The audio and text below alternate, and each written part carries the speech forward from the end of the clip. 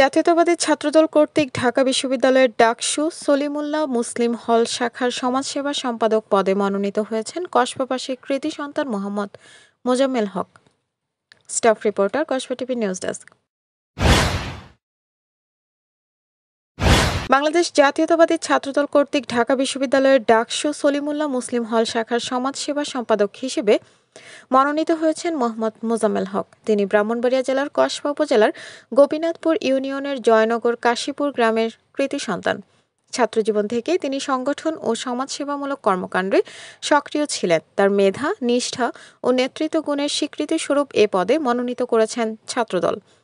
এমন অর্জনে কসবাবাসী গর্বিত এবং তার জন্য সুস্বাস্থ্য ও দীর্ঘজীবন কামনা করে দোয়া প্রার্থনা করেন।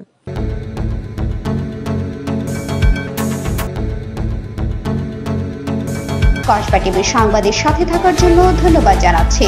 পরবর্তী সংবাদ পেতে আমাদের চ্যানেলটি সাবস্ক্রাইব করে রাখুন।